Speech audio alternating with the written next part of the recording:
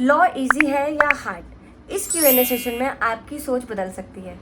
So hey guys, welcome to my channel. My name is Nisha Sharma और आज का जो वीडियो होगा वो Q&A सेशन पे होगा, क्योंकि मेरे पास काफ़ी DMs आ रहे हैं क्वेश्चंस के रिगार्डिंग और मैं उसको रिप्लाई नहीं कर पाती हूँ। तो इस वीडियो में मैं सबके क्वेश्चंस लूँगी और उसका आंसर भी करूँगी। So please stay tune till last. So here is our first question. इसमें कहा गया है, hi, can a 5th year law student take AIBE before graduating this December? सो इसका आंसर होगा कि देखो, अभी तो आप अगर फाइनल ईयर लॉ स्टूडेंट हो, yes, then you are eligible because अब रिसेंट अमेंडमेंट आई है बार काउंसिल की। पहले नहीं था ये चीज़, बट अब ये रिसेंट अमेंडमेंट आई है बार काउंसिल की कि आप AIBE एग्ज़ाम दे सकते हो अगर फाइनल ईयर लॉ स्टूडेंट हो। But there is a condition ये है कि आपका कोई भी बैकलॉग नहीं होना चाहिए। अगर आपका बैकलॉग किसी भी एग्ज़ाम में, किसी भी सब्जेक्ट में अगर आपका एक बैकलॉग रह गया, यानी कि आपने कोई एग्ज़ाम क्लियर नहीं किया है, उसमें फेल हो गए हो किसी भी एक सब्जेक्ट में, तो पहले आपको क्लियर करना पड़ेगा, देन आप एलिजिबल हो उस एग्ज़ाम के लिए। सो अगर आपको इस दिसंबर में एग्ज़ाम देना है तो आपको ये देखना पड़ेगा कि आपका किसी भी सेमेस्टर में या किसी भी सब्जेक्ट में बैक ना हो। सो अगर ये सारे कंडीशन को आप फुलफिल करते हैं तो ये सब दिसंबर में दे सकते हैं, देयर इज नो प्रॉब्लम। और next question, can you tell me the all books which are needed because I am also going to give AIBE exam in 2026? Okay, so मैंने इस पर एक वीडियो बनाई है ऑलरेडी। आप चाहें तो मेरी प्रीवियस वीडियो चेक कर सकते हैं। मेरी फर्स्ट वीडियो AIBE एग्ज़ाम पे ही है। मैंने जितने भी बुक्स परचेज़ किए थे वो सारे बुक्स को मैंने बताया है, वो कितने बैरक्स है उसमें, एग्ज़ाम कब से है और आप कब कैसे, मतलब कि कौन कौन से बुक कब परचेज़ करें, मैंने सारी इन्फॉर्मेशन दी है। उस वीडियो में जाके आप उन सारे बुक्स के नाम भी जान सकते हैं। सो अगर बस मैंने उसमें एड्रेस नहीं बताया, अगर आपको एड्रेस चाहिए तो मैं आपके ही अभी DM के नीचे एड्रेस भी मेंशन कर दूंगी, तो आप वहाँ से जाके वो बुक्स भी परचेज कर सकते हैं। तो अगर आपको इसका आंसर चाहिए तो वो तो आपको प्रीवियस वीडियो में है ही ऑलरेडी, तो आप प्लीज़ वहाँ जाके देख लीजिएगा। Moving on to next question, hello, क्या बरकतुल्ला यूनिवर्सिटी से लॉ करना वर्थ इट है? Sorry if I pronounce it wrong. So important या वर्थ इट तो क्या है ना यार, कि देखो, अगर आप किसी भी लॉ कॉलेज में एडमिशन करवाने जाते हो तो सबसे पहले आपको जो देखनी है, आपको ये देखना है कि जो आपका कॉलेज है वो रिकॉग्नाइज्ड है या नहीं, या बार काउंसिल के साथ वो रजिस्टर्ड है या नहीं।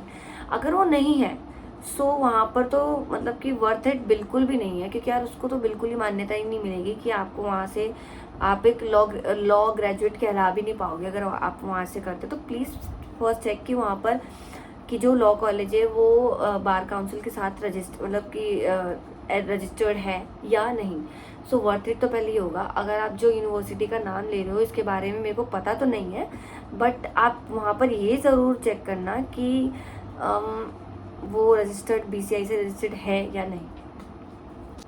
Hello ma'am, I am in 5th semester of law and want to do internship, so kindly suggest me for internship. Okay, so internship के लिए भी काफ़ी क्वेश्चंस आते हैं मेरे पास जो कि मैं उसका आंसर नहीं कर पाती, बट इस वीडियो में मैं इसका स्पेसिफिकली अच्छे से आंसर करूँगी। देखो क्या है, इंटर्नशिप बहुत इंपॉर्टेंट होती है, हर एक लॉ स्टूडेंट के लिए बहुत इंपॉर्टेंट होती है। अब क्या है ना, जल्दी इंटर्नशिप भी नहीं मिलता है। अगर आपके नोन्स हैं जहाँ पर आप लग सकते हो तो आपको मिल जाएगी ईजिली, अदरवाइज आपको ईजिली इंटर्नशिप भी नहीं मिलता है। तो जिनको देखो, पहले तो जिनको नहीं मिलता है ना, उनके लिए मैं बता देती हूँ, आप सिंपली कोर्ट विजिट करिए। पहले भी मैंने बोला, आप अपने ड्रेस कोड में जाइए, अपना ID कार्ड लेकर जाइए। वहाँ पर कोर्ट में कोई भी आपको नहीं रोकेगा, आप किसी भी प्रोसीडिंग में बैठ जाइए, जो भी आपको प्रोसीडिंग या जिस कोर्ट में भी जाना हो आप बैठ जाइए। नियरेस्ट कोर्ट में आप जा सकते हैं, कोई रोक टोक नहीं है ऐसे। तो आप जाइए वहाँ पर, प्रोसीडिंग हियर कीजिए, एडवोकेट्स को सुनिए और सराउंडिंग्स ऑब्जर्व कीजिए, देखिए प्रोसीडिंग्स कैसे होता है। सारी चीज़ें आप स्टार्टिंग यहाँ से कीजिए, ठीक है। आप ये मत देखिए कि कोई आप किसी के अंडर ही करेंगे तो ही सीखेंगे, ऐसा होता है, बट स्टार्टिंग में आपको कोर्ट बहुत ज़रूरी है ऑब्जर्व करना। तो आप खुद भी जाके देखो कर सकते हो। अगर आपको नहीं मिलता है तो आप खुद भी जाइए और प्रोसीडिंग्स को ऑब्जर्व कीजिए। सो ये मुझसे पूछ रहे हैं कि मुझे सजेस्ट कीजिए कोई इंटर्नशिप। आप देखो, मैं तो कोई सजेस्ट नहीं कर सकती हूँ, बट आप जो है इंटर्नशिप कर सकते हैं। आप चाहिए गूगल पे जाइए, मैंने भी गूगल बहुत जगह गूगल से ही, गूगल में रिसेंटली जो मैंने अभी इंटर्नशिप की है वो मैंने गूगल के थ्रू ही की है। तो आप गूगल पे जाइए, वहाँ पर सर्च कीजिए इंटर्नशिप फॉर लॉ स्टूडेंट्स। कितने सारे लोग हैं जो इंटर्नशिप आपको प्रोवाइड करवाएंगे, और वहाँ पर आपको सिंपली फॉर्म फिल करना है। आगे से फिर आपको ईमेल वगैरह डालना होगा वहाँ पर। आपको कोई भी अगर एडवोकेट अगर इंटर्नशिप पे रखना चाहता होगा तो आपको आगे से ही वो ईमेल करेगा इंटर्नशिप के लिए। सो आप इस तरीके से भी मतलब ऑनलाइन इंटर्नशिप ढूंढ सकते हो। या तो आपके अगर नोन है या आपके फ्रेंड है, उनसे बोल दीजिए कि यार अगर आप कोई वैकेंसी मतलब कोई, अगर मैं इंटर्नशिप तुम्हारे सर के साथ कर सकता हूँ तो प्लीज़ बताना। तो वो फ्रेंड्स भी आपकी हेल्प करते हैं। मेरे फ्रेंड्स ने भी काफ़ी हेल्प की है मुझे इंटर्नशिप के लिए। गूगल ने काफ़ी इंटर्नशिप के लिए हेल्प की है। मेरे नोन्स थोड़े हैं तो उन्होंने भी मेरी काफ़ी हेल्प की है इंटर्नशिप के लिए। तो इस तरह से आप इंटर्नशिप के लिए जा सकते हैं। और अगर आप 5th सेमेस्टर में, तो आपको तो भैया इंटर्नशिप शुरू कर देनी चाहिए, चाहे आप कोर्स जाइए खुद से, या तो फिर अगर कोई और अगर आपके साथ इंटर्नशिप करना चाहता है तो और अच्छी चीज़ है। इंटर्नशिप की देखो क्या चीज़ होती है ना, कि यार आप किसी सीनियर के साथ काम करते हो ना, तो स्टार्टिंग में तो आपको देखो बिल्कुल सीरियस नहीं लेता है। आपको तो ऐसे समझता है कि ठीक है तो है, नहीं है तो नहीं है। सो आपको अपनी इम्पोर्टेंस खुद ही बनानी पड़ती है। सो इंटर्नशिप तो है ज़रूरी। बाकी नेक्स्ट क्वेश्चन पर अगर हम मूव करते हैं, सो नेक्स्ट क्वेश्चन है ma'am law education how much here. Okay, so भाई लॉ 2 टाइप के होते हैं। एक देखो, नहीं, लॉ 2 तरीके से आप कर सकते हो। एक ग्रेजुएशन के बाद कर सकते हो, एक 12th के बाद कर सकते हो। तो अगर आप 12th के बाद करते हो तो वो 5 ईयर का हो जाता है, और अगर वो आप कॉलेज के बाद करते हो तो आपका वही LLB 3 ईयर का हो जाता है।